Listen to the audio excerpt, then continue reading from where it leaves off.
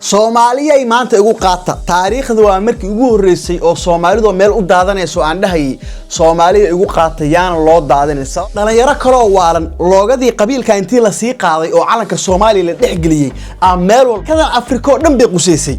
laakiin waxa Soomaalida labada bari ugu dambeeyay farta ku sii gabadhan muuqaalkeeda hadeer South Africa oo dhan ba isku sheer gareynaysa last model abaya qamaaradii ugu dambeeyay summer style qurux badan iyo qiimo jaban €50 oo kaliya wixii faahfaahin dheeraad ah kala xiriir nambarka shaashada saaran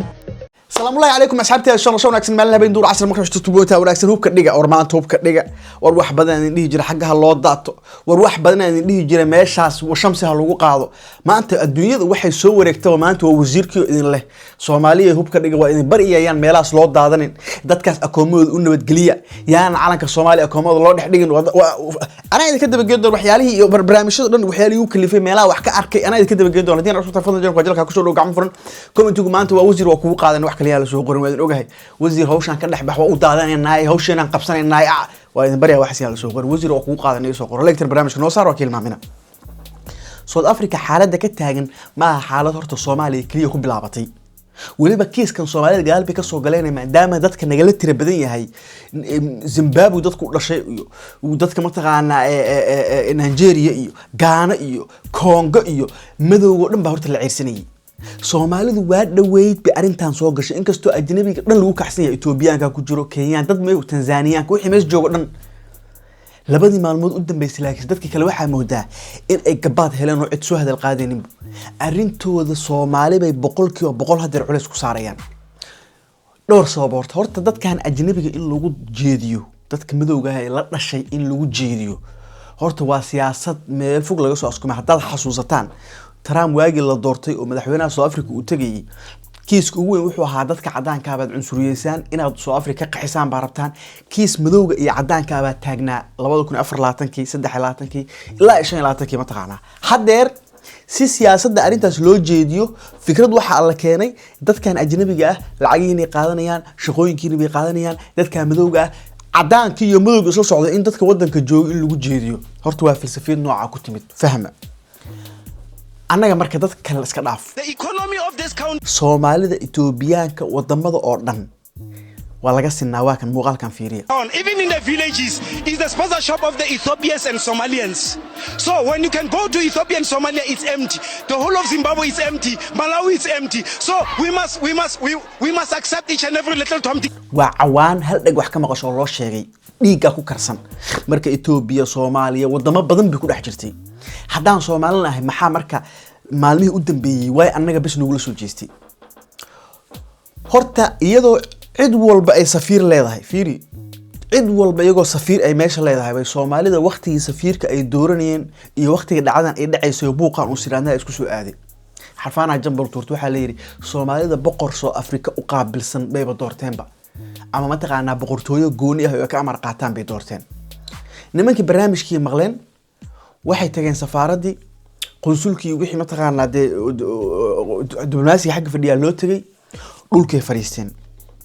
macnaha dhulka dadkaas markay fariistaan xataa iyaga ku sheegayo waxay ku leeyihiin waa garti ugu dambeysay macnaha looma kala kacaan dhulka hadii saas loo fariisto gartaas waa gar adag waay in Wanongoma ngumfana nje ukhulele emakhaya ninka marka meeshu dhihi lahaa war hawshan isma qusayso jaaliyadii aad taqaaneen cid walba ay leedahay iyo qonsulka taqaaneen cid walba ay leedahay baa anaga loo doortay idinka naftirkiina jaaliyada iyo qonsulada wadamada kale ku leeyihiin cid taabatana ma lahan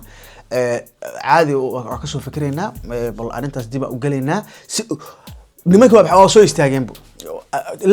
let me tell you something waa soo istaageen caadi furki tuurteenba the problem that is why we have a problem you see because dibaatada jirta waxay tahay luqad diblomaasiyad buu kula hadlay dad qabiil ahaan ku socdo oo cawaan ah oo u jeedinay qaqaawihiin luqad diblomaasiyad kula hadlay mana socota hadii luqad diblomaasiyadda markii lagu hadlay waa dad dawladeed oo wixii kula yaqaana dadkani waxay ahayd sidii qabiilad inuu la hadlo mideeda kale asaga inuu soo hor istaago ma ahaynba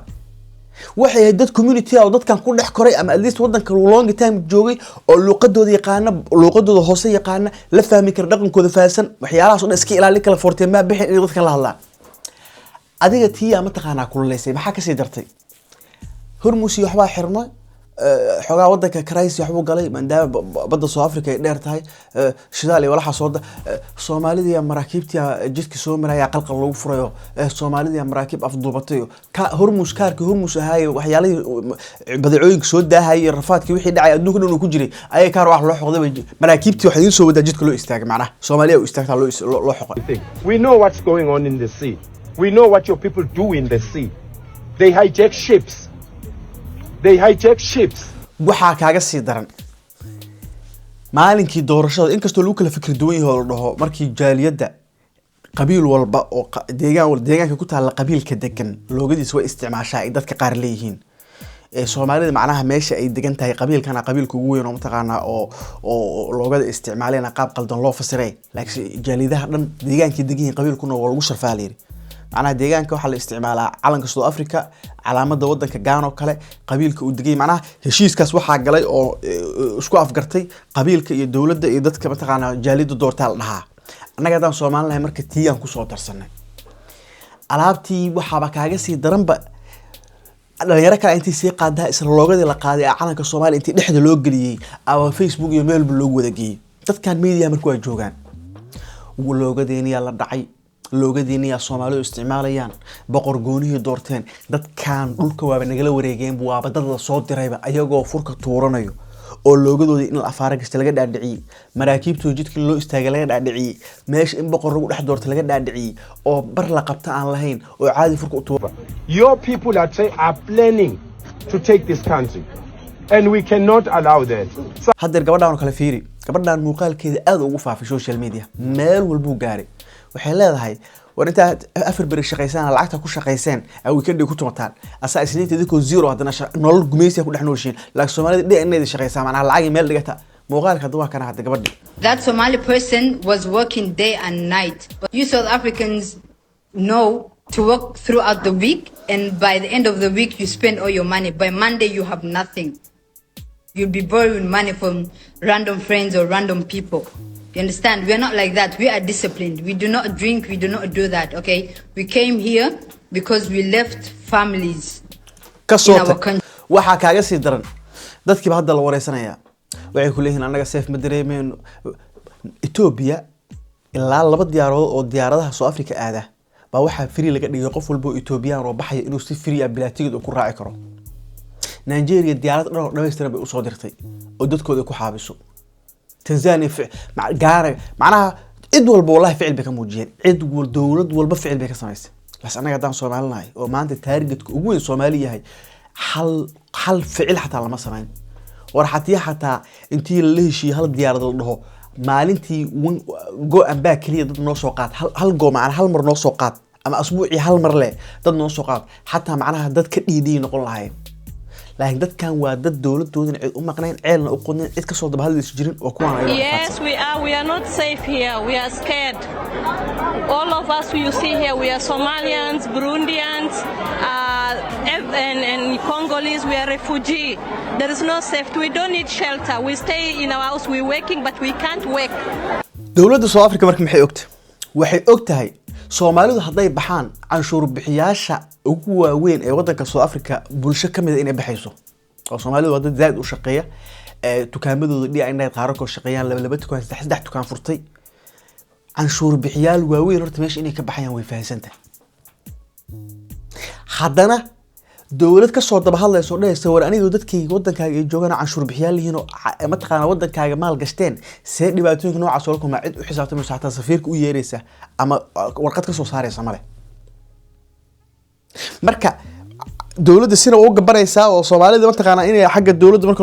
inay baxaan ma rabto haddana qabiilkan waa iska ilaalinaysa meel dhexe Soomaalida ku baabaaday kuwaana waa ka jaakirsan yihiin kuwaana waa ku soo maqiiqan yihiin idinka marka Soomaali asxaan ay sameeyay walaalayaal wax badan waxay idin dhahay meeshaas u daata dadkan media waa joogan gabadhaas kaliya waxa ka garanaysaa muuqaalkeedu u faafay xarfaan hadaatihiin xarfaan ugu qaata gabka dhaha hal yaa loo daadanin way u daashada maanta halkaan ugu daadatiin